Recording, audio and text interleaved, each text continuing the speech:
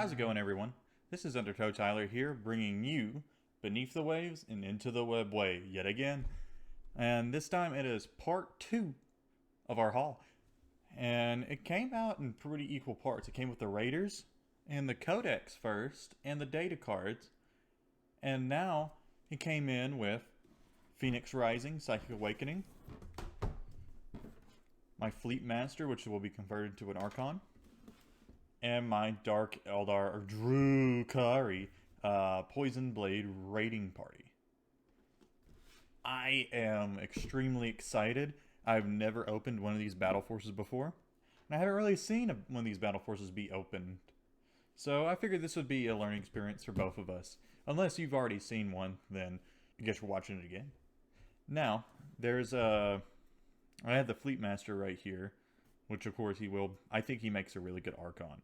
So, that's your unboxing for him. Yeah, he fell on the floor. And then we have the Phoenix Rising book. I already took it out of the plastic. I'll go ahead and skim through all the sheets for it with you. Fates of the Craft World, missions, basically a whole campaign. New Howling Banshees, all these lesser kin abilities. Disgusting. Disgusting. And now we get to Dark Eldar. So you get Drazhar, you get the Incubi, and you get all these custom obsessions, which I'm a big fan of. I like making my own custom little cabals and shit. So right here you have your name generator, which I'll actually probably be doing on camera to determine the names of each Archon, and then I'll think about that name, and then I may customize it a little bit to represent that. And then it has the Inari at the end. That's Phoenix Rising, essentially. You all know what that is. Now for the meat and potatoes of it. So it's a Battle Force box. So this came in during around Christmas season, and I just bumped the fucking camera again. But came in during Christmas season, and it's actually a really weird kind of box set because it contains mostly Cabal stuff. So say 20 Cavalite Warriors, Cabal. Archon, Cabal. Razorwing Jetfighter can be Cabal. And the Venom itself can be a Cabal. So, why are there Reaver jet bikes randomly? Why is there a random Talos? This literally keeps you from running one of the obsessions. But it's not too bad. It could be a lot worse. Talos is very good in general. It's actually showing a pretty good loadout for him. I think that's a Talos Gauntlet and a twin liquefier gun. Yeah, I think it's a liquefier gun. And then the Reaver jet bikes are always pretty good. They've never really done me a disservice. Although with the list I'm carrying right now, I don't think I have room enough for the Reaver jet bikes. So I've never actually ran a Razorwing Jetfighter. So that's going to be a new experience for me. I did have a Void Raven at one point, but I never built it. 20 Cavalite Warriors. We already went over the base Cavalite Warriors, so I'm not going to bore you too much with that. The Archon looks god-awful. And then there's the Reavers. The Reavers always look cool. They're always do good. The Venom, of course. Venom has its uses. I prefer a Raider. Drukhari Poisonblade Raiding Party has 27 miniatures in here. 20 of those being the Cavalite Warriors. Warhammer 40k, of course. Now you can see the side. Some more art. Let's put this side. Some more art showing different angles. And I believe those guys are stylized to be Cabal the Black Heart as well. And we have the back of it, which is showing you the Archon. He comes with his Husk Blade, Splinter Pistol. Of course, I believe he comes with other options too, like a Blast Pistol and an Agonizer, or you can just pick up an Agonizer from one of your other kits. Has a flayed cape. A little cape made out of flayed flesh. You got a little face right there too. Just to sell you on that they're cruel, they're sadistic, and they like skinning people. Cavalite Warriors, we've already seen what they can do. They have their Shredder, they have their Splinter Cannon, Power Sword, Splinter Rifle, Blaster, Dark Lance. And then the Razorwing Jetfighter has Necrotoxin missiles, so it just basically has like different missiles attached to it. And then we have the Venom, which It gives you options like, do you want a splinter cannon and splinter rifle, or do you want 2 splinter cannons, which you should always take 2 splinter cannons. Talos, they have a lot of different weapon options. The Reaver jet bikes, they can either equip a blaster, heat lance, or splinter rifle. Heat lance may in fact be okay with them for character hunting, but I usually like to keep them pretty cheap, and they're just harassment units. So it's right there. It's giving you some more options on how to build them. You can build the Talos as either a Talos or a Kronos. I wish the Razor Wing Jet Fighter was a multi-kit pack where you can build it as a Void Raven. However, that is all the things that are around the box. Now, time to go into the unboxing, guys. All we gotta do is take that off right there. Ah, yes. Get the. It has a tray.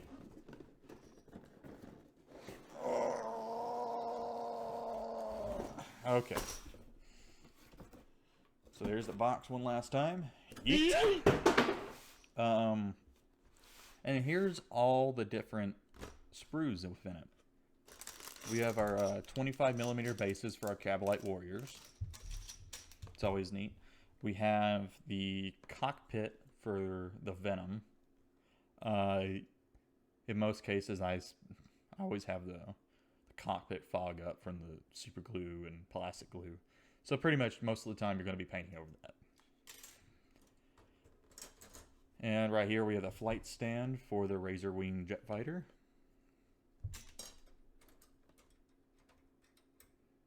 We have a couple more flight stands for those Reaver jet bikes. We have another Venom cockpit, which I'm starting to think that actually goes to the Razor Wing as well. We have our Archon with the weird face, which I am definitely going to be converting to be looking a little bit better. That's the Archon. And now here is the Venom.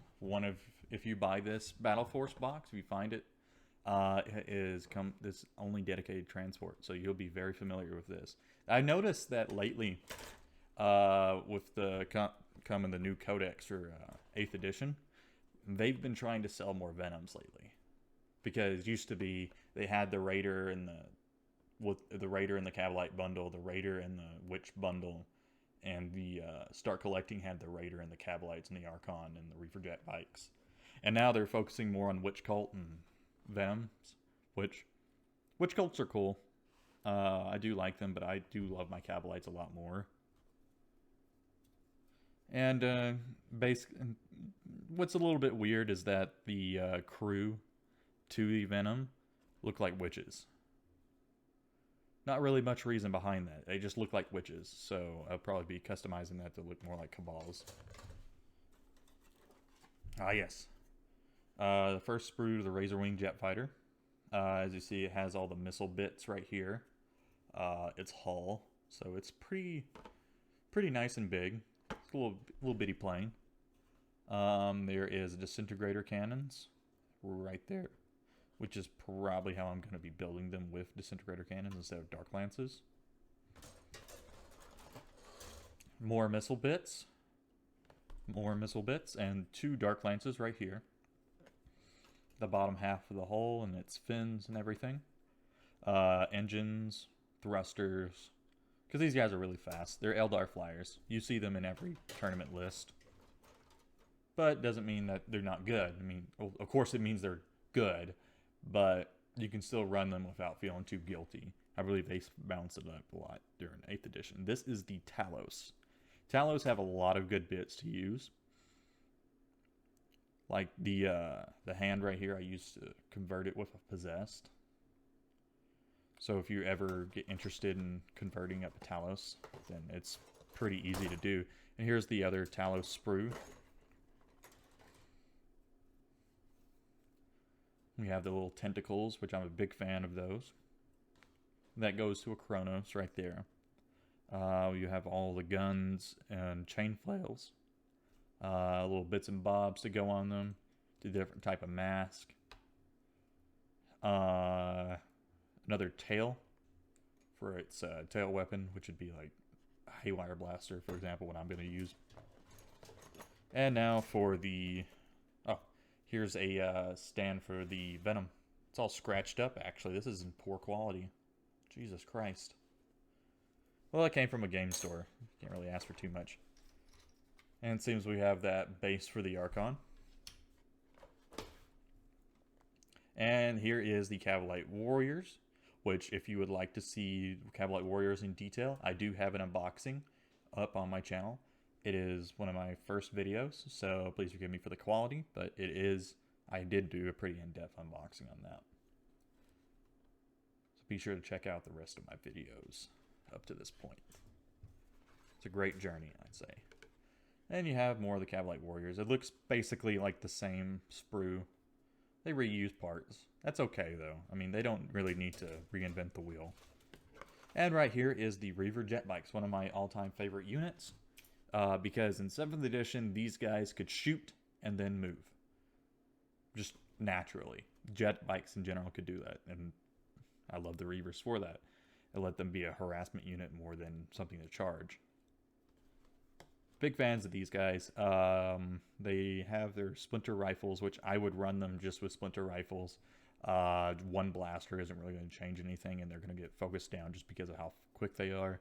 And you want them to stay out of trouble and just take objectives and get yourself behind enemy lines, which is the best way to use them, I think.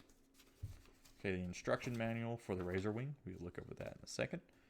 Instruction manual for the Venom, which I think I may do a Tactica on each later on. Separate that into different videos so you can look at what you need. And you have the Dark Eldar transfer sheet. Now I want you to look at this and think to yourself, wow, that's a pretty decently sized transfer sheet. And you'd be right. It's a decently sized one. It's a very normal one. So I'm not going to bring it out again. But if you want to, you can go to my last video that I uploaded at this point.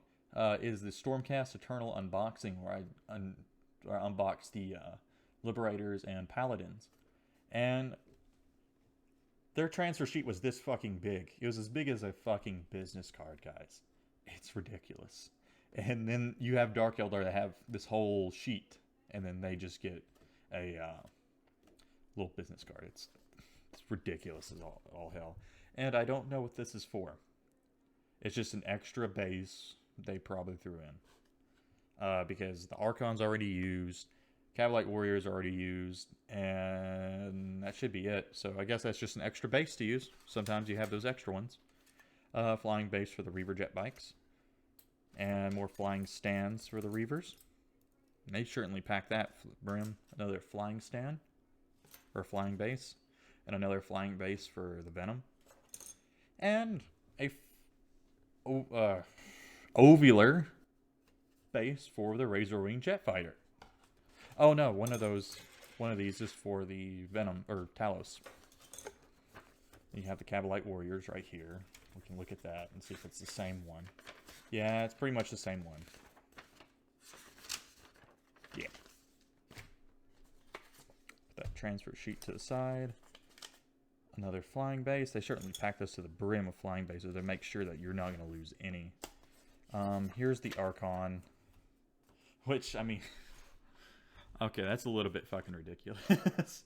They could have just put an actual instruction manual in here instead of just taking out the front bit from the Archon box. That's ridiculous. Well, that's the Archon.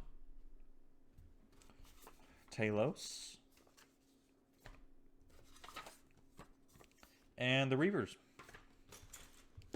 Alright, box is empty. That's all that there is to the unboxing itself. Now, tune in because we're going to be discussing some pro gamer tactics. Alright guys, welcome back to the tactical portion. Right now I'm going to be discussing what you can do with all these guys together if this is your starting force, like it is for me pretty much. You have your Archon, right? You have your... this basically would make a patrol mixed detachment, which is not really ideal. What you would want is to get another Archon like I just did with the Fleet Master, because I'm going to convert that into an Archon. You want to run it as a Cabal. And then you want to get a succubus witches. So if you were getting this, I'd highly recommend you get the actual start collecting for Dark Drukhari right now, because it would come with everything you need for a witch cult patrol detachment, so you can run these reavers without having to lose a command point and run obsessions. And then the Talos becomes a little bit of an excess. You can either run that as the auxiliary support detachment, which would cost you a command point, which is not really the most efficient thing, but if you really want that Talos in there, I would highly recommend that. And if you're not doing that, just get yourself a homunculus and some racks, and you'd be able to run a raiding force and the Alliance of Agony to its best efficiency. But if you're just running this box, you have the Cabalites, right? And they're all going to be foot slogging, which is usually not what you want to do. So you want them to be tougher. So say if you just had this in the Codex, I would probably run these guys as Obsidian Rose. You're basically going to be struggling with leadership with these Cabalites. So they come with 20, and a minimum squad of Cabalites is 5. So you want to split these guys up into units of 5 to be able to cap objectives, because at the end of the day, they're shooting a Cabalite. They got to figure out if they want to dedicate enough fire to wipe out that squad, or take the risk and try to wipe out 2. It may not wipe out any. So I wouldn't, if you're running just this box, probably a blaster in a couple squads. Archon, he's going to be on foot. And if you maneuver everybody well enough, he's never going to be targeted. And if he is, he has that 2-up feel no pain. But if you're wanting to use him as a support piece, I'd give him like the Helm of Spite. But you can run the Jin Blade to make him a powerhouse, and he'll be able to go in and kick a lot of ass. Archons tend to do that in general. And your 2-up is a gamble. You think it's almost always going to go off, but you can't re-roll it. And you fail it, your Archon's pretty much done. Reaver jet bikes, which they're going to be your objective takers. So what you would want them to do is to take objectives, or if they have something huge, you want to tie those up. And the Reaver jet bikes do a great job at that, but with just 3 of those, I wouldn't really trust them with that. I would try to avoid combat, because you're pretty fragile in general. You're Dark Eldar, you're Glass Hammer. You hit hard, but you go down even harder. So these jet bikes are pretty much going to be your harassment unit. In order to get behind enemy lines, you want them there because they can advance 8 inches. So these guys are excellent objective takers. If they ever leave an objective, they come in and take it immediately. And then these guys will hold your objectives, keep them in cover as much as possible, and they're going to have to try to burn through at least 3 units of Cabalites. And then you have your Venom, which you would put the rest of your Cabalites into. Your other 5 with the Blaster, which they're going to be wanting to take that down. But they're also going to be wanting to take down your Talos. And then they're wanting to take down your Reavers because they're quick. And they're wanting to take down your Razorwing. So I would say that if you make your Venom a big threat with that Blaster, your Razorwing Jet Fighter is a big threat in general because it's big and scary. Talos looks scary. They're going to be targeting him too. I wouldn't expect him to live past turn 1 unless they were targeting. Now on to the Razorwing Jet Fighter. I don't have a whole lot of experience with it. However, I have looked at its data sheet, and it looks like it's more for anti-infantry, but it can damage tanks a little bit, as much as it can. So if you equip it with 2 Dark Lances, yeah, it increases the anti-tank capabilities. However, probably not the most efficient way of running them. And if you're just running a Battle Force box in general, then you're probably not going to go against a lot of tank. So disintegrator cannons are a great middle ground. They'll take down Primaris like it's nothing. And then you have your missiles, which Necrotoxin missiles wound on a 2-up, which is excellent. And so you take out their screens, you have the Talos. Now either he can take down the tanks themselves, or he can take down anything else. What you want to do with this is to take out anything that can take out your Talos. Try to focus them down and then send your Talos in. Because once your Talos gets in, you can equip them with a Haywire Blaster. You can take out any vehicles that are left scrambling. And then if you have a twin liquefier gun, he can burn through just about any infantry out there. And then give him a macro scalpel, and he's just chopping through everyone. There's not much they can do. And if you want to, you can make him a screen clear with 2 chain flails. That's not a bad idea. But the a really good loadout is mainly for the macro scalpel and the twin liquefier guns. And then the Haywire Blaster, just to make it be more of a jack of all trades at that point. And if you want a horde killer, chain flows. It'll take them out pretty well. And if you want to run him as cheap as possible, Stinger Pod, and 2 macro scalpels. And that's if I'm running like a ton of Talos. And if I'm running a ton of Talos, then I want them to be as strong as possible. Or as cheap as possible to make. So what have we discussed with this Tactica? What you want is MSU. Multiple small units. Because your Cabalites, while they have pretty good leadership, they're going to take a lot of casualties if you run them as that full squad of 20. You don't want to do that. You want to run them as MSU. So they have to burn through each and every squad of Cabalites. You want the Blaster inside the Venom. Because you're not going to be able to run it with 10. This Dark Lance, pretend that doesn't exist. Shredder, pretend that doesn't exist. You have enough Splinter Fire to make up for that.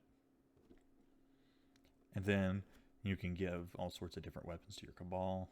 I want to enjoy this box a lot. It's a great start, but you can't really just depend on this alone. I would get this along with the start collecting Witch Cult, and then I would grab a Homunculus and a Rag, and then you'd be able to run everything. And that would probably cost, this box itself cost about $184, so almost $200. Plus your Homunculus, which was up to $30. So that would put you about $210. And then you buy a unit of racks, which racks, I believe, go for about $50. So you're going for a $260. And then if you get the start collecting, which you can find start collectings on eBay for like $75. So 260 plus 75, that is 335, I believe. And so for about almost $350, you'd have a pretty decently Dark Eldar army. But then you're missing out on your Raiders, which I think you really do need. Either you're going to get a bunch of Raiders or you're going to get a bunch of Venoms. There's no really in between. I personally enjoy my Venoms for command transports because they're small. And they, compared to like full on Raiders with heavy weapons, they're not really as targeted as much, unless you put, of course, your HQs in there. I think it's a pretty good buy